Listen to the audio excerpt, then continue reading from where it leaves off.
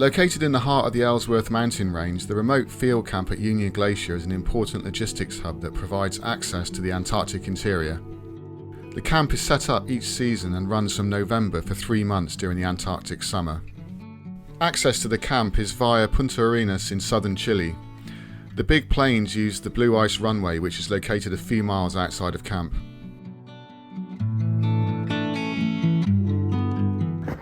They're the guest tents. The clamshell tents. There's various operations and comms boxes. There's the big tent for the dining, that's for the guests this year. Staff dining is behind it. Field guide store where I work. Various other assorted containers. And this is the staff tents. Mine is sort of middle of the screen right now, somewhere over there.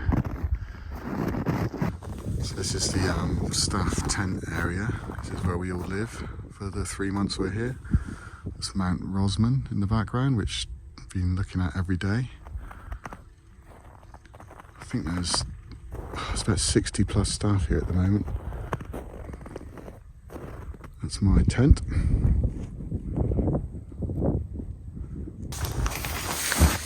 Little look in my tent. It's pretty comfy actually, pretty warm when the sun's out. Even when it's cold outside, it heats up in here. It's really only when it's really windy that the temperature really drops in here. Sometimes in the middle of the night the sun goes behind the mountain and it gets a bit chilly, but I'm in my sleeping bag then. Got a solar panel up there.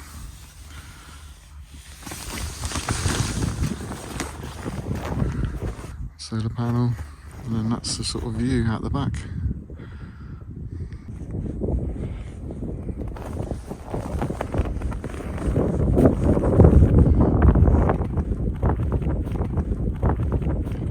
This is where I work. This is like a storage area outside, skis, helmets, skis, boots, climbing gear. And then this is the main work area. It's kind of Lucy's desk. Tools, that's all tents, sleeping mats, random stuff. It's the climbing gear corner. Map of Antarctica.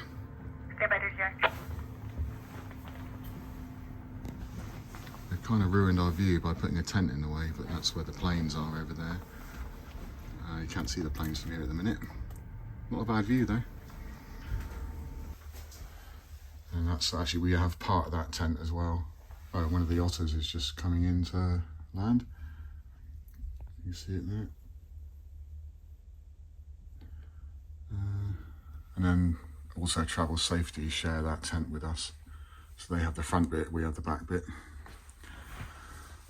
And there's some staff tents.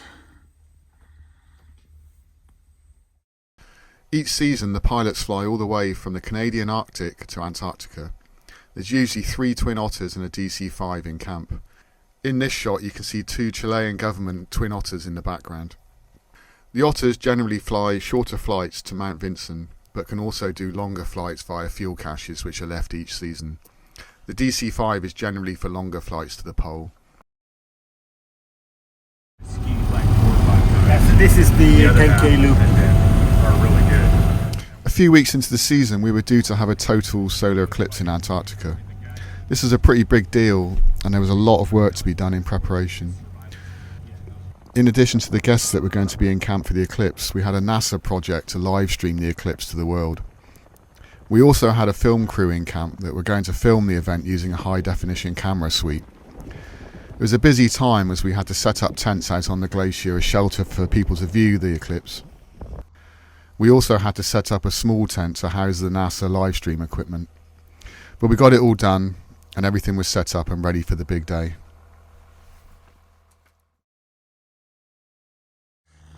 So we're expecting a windy night tonight, or severe winds it said on the message board. So I've just been and dug a wall of snow and ice around my tent. Hopefully that will deflect most of it. It does seem to help. It sort of pushes the wind up over the tent a little bit.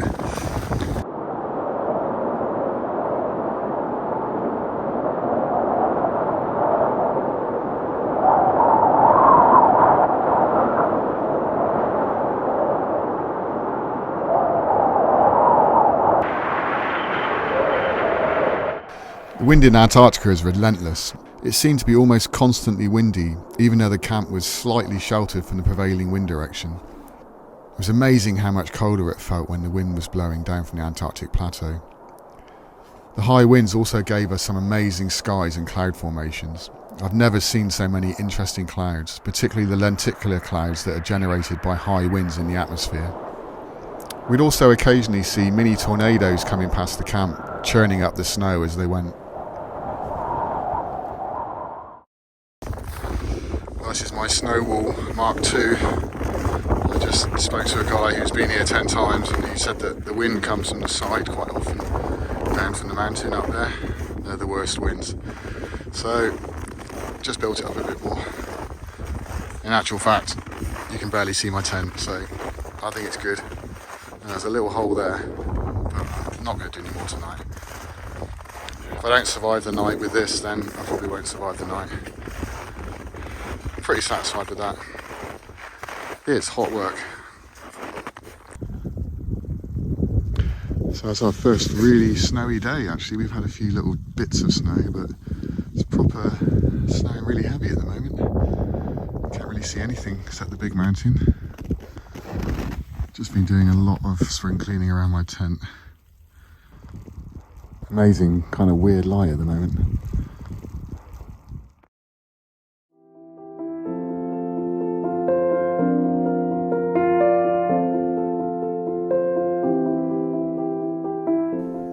So finally the day the eclipse arrived. Mark and Fritz, the weathermen, had been monitoring the weather conditions for days and probably by force of will alone made sure we had a cloud-free day. Of course it could have been cloudy or snowing, which would have somewhat dampened everyone's spirits. We'd been so busy that I hadn't actually thought much about watching the eclipse. A few of the staff headed down to the blue ice runway rather than going out to the main viewing site. It was absolutely freezing at the runway, but what a place to see it.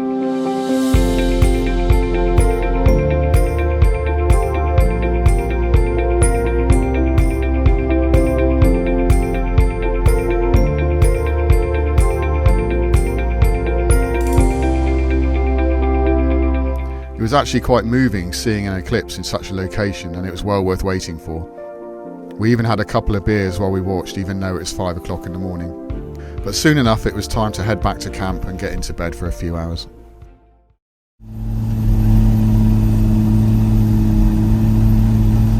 The days after the eclipse were busy managing the guests in camp while we waited for a weather window for the 757 to come back. It's not only the weather conditions at Union Glacier, but also in Punta and across Antarctica that affect the flights coming back in. We would take groups out to local places of interest, and I got to go out to Buchanan Hills with a group to help out. It's quite a long drive out over Union Glacier and then up into the hills. It was a very cold and windy day, but clear and sunny. We always had to make sure that the guests were dressed properly for the conditions and didn't get into any trouble. It was actually the first time I'd stood on rocky ground since I'd arrived on the ice. The views from the pass were absolutely amazing.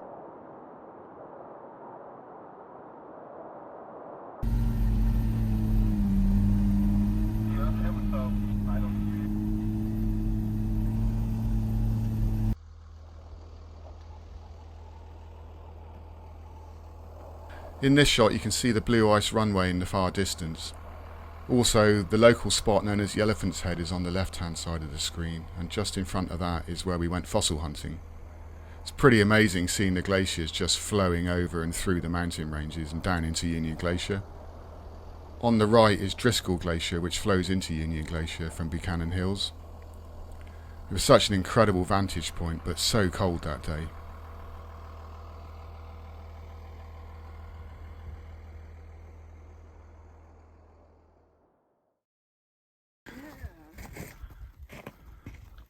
An amazing place to be on a Friday. The best way to spend a Friday.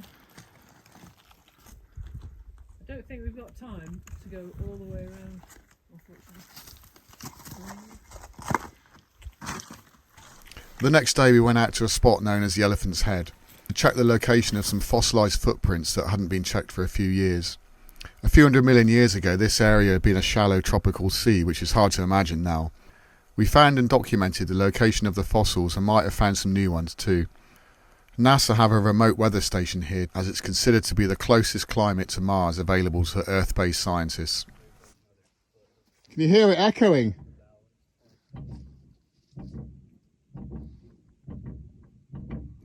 Is that amazing? Go on, do it. Give it. That echo is amazing. Is it? Oh yeah. Yeah. Echo Rock. We named it here. This is it. Never been named. So we have another big storm warning. Potentially pretty strong winds after the weekend. It's Thursday today. So I've been out and enhanced my wall a little bit more. Pretty happy with that now. Sculpted the inside, built the outside up a bit. You actually can't see the tent from back here, so I'm pretty happy with that.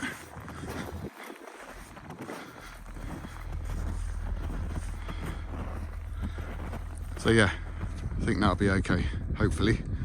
We'll see after the weekend in a few days.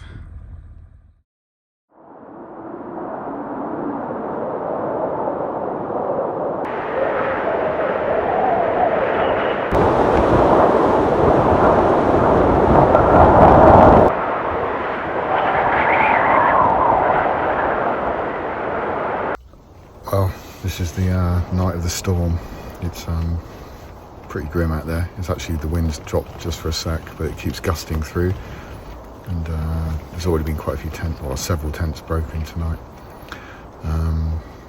Been out there digging and kind of giving a hand a little bit, but need to get some sleep myself really, so gonna try and get my head down for a little bit. Yeah, never experienced anything like it really. Yeah, the weird thing is you can hear the wind coming. I think I can hear it now. Sounds like a train coming. You might be able to hear it. There you go, it's coming now.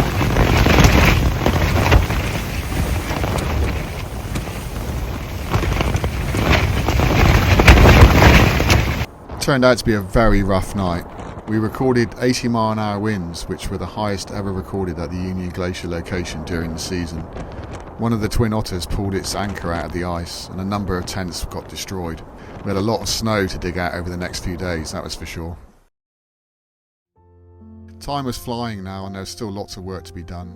Before we knew it, Christmas was upon us. We ended up having a fantastic Christmas dinner and a really fun evening. It was nice to have a few slow days to relax a little bit. We even had 2 visitors on motorbikes drop into camp from the South Pole. Between Christmas and New Year, the camp was fairly quiet, although we still had expeditions arriving back in camp from Mount Vincent. I had the chance to go out to the Drake Icefall with one group. It was brutally cold out there, probably the coldest I felt the whole time I was in Antarctica. It was also very windy that day, which added to the feeling of being cold. The Drake Icefall is pretty impressive, and the ice formations were very interesting, almost like waves breaking on a beach.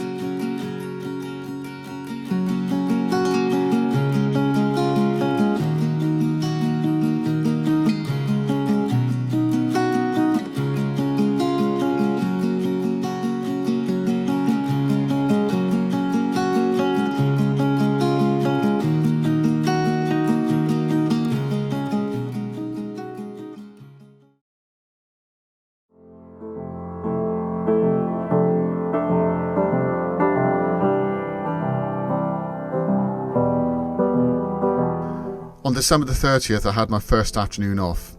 We'd been working 7 days a week since we got onto the ice, and a few hours off was very welcome. I decided to ride out to a local spot known as the beach. Well, there's the utter sound of silence out here. I'm the only one for a long way. It's pretty breathtakingly quiet. There's Mount Rosman, looking amazing. That ridge is just amazing looking. There's the old bike. Following this flag line through this crevassed area. And just stunning mountain range. And the Union Glacier goes up into the distance there.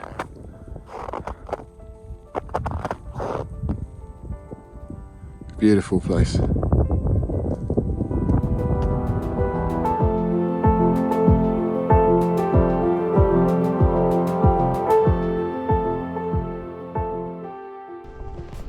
So we're at the beach.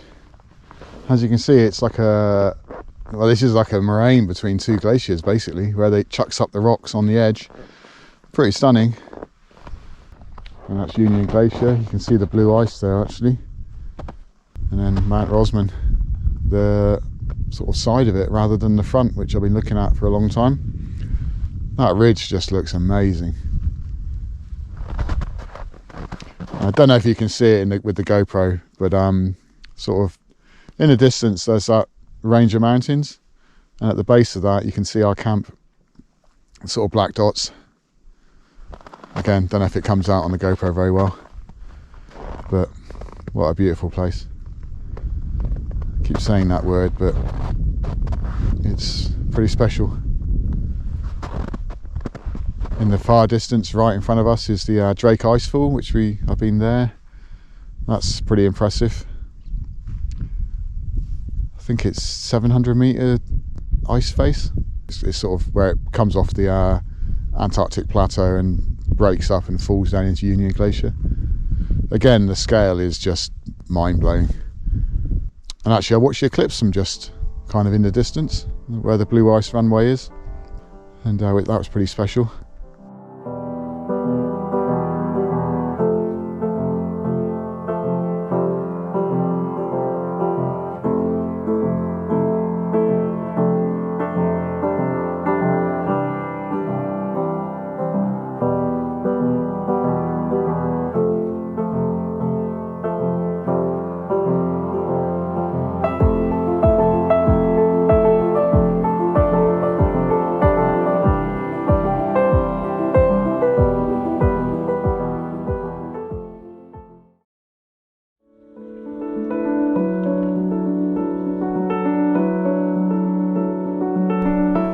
The next day was New Year's Eve and also my birthday. We went back to the beach with a group of the Vincent climbers for a hike up into the hills.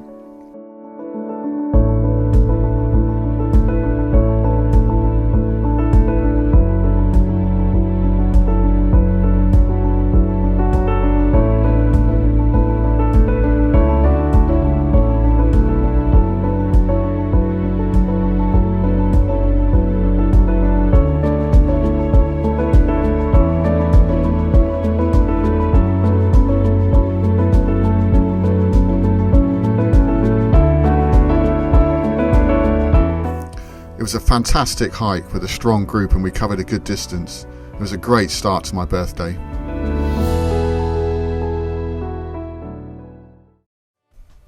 After having a meal on New Year's Eve in the evening, we had a socially distanced kickabout with some aircrew who were in isolation as a precaution against COVID. I spent most of the evening drinking bourbon with Eddie and a few others at his tent. We met up with the other staff at midnight to celebrate the new year and have a bottle of champagne. By the time we got to bed, the sun was very low in the sky. It had been a great birthday and New Year, and one that I won't forget for a long time. Once we got into January, it was time to start thinking about the end of the season. It was really weird because it felt like we'd just got the camp set up and then it was time to start taking it all down again. We still had a busy month with expeditions coming and going, particularly to Mount Vincent. But we also had to start packing stuff away for next season. I was busy stock taking, servicing equipment and putting what we could into storage. We'd managed to avoid COVID all year, but at the end of the season it finally crept in. Certainly made life a bit more difficult for the staff, but we had a ton of work to get done, so we had to work around it. So this is like a bit of a extra store spot. I've just come up on the snowmobile to pick some stuff up, and it's kind of nice and a bit further away from camp, which is nice. Camp's over there in the distance.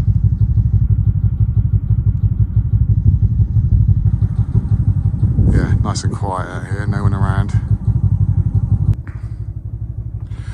This is our winter storage tent. We kind of share it with some other people.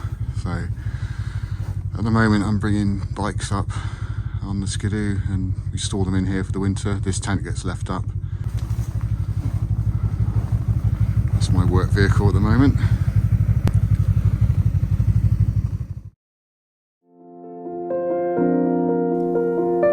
By the end of January it was time to leave the camp at Union Glacier. There's a small team that completes the shutdown of the camp, and that meant that we needed to get off the ice. It's been an incredible season. I worked with some truly amazing and accomplished people. We often joked that it was a kind of utopia down on the ice, a cashless society where people from all over the world work together for the common good. We had staff from 22 different countries in camp, and it was special to be part of that group. Maybe it shows that we can all work together if we choose to. Working in such a hostile, remote and unforgiving environment and being truly cut off from the world, I realised it was actually all about the people that you work with down there. I feel like it was a privilege to get the chance to go and work in Antarctica. It's somewhere that will live long in my memory.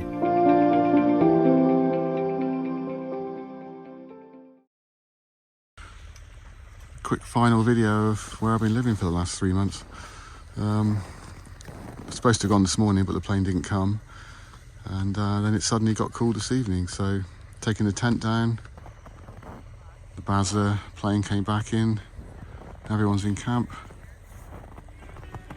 people taking their bags to get checked in. Final shot of Mount Rosman. All that was left was the drive from camp to the blue ice runway.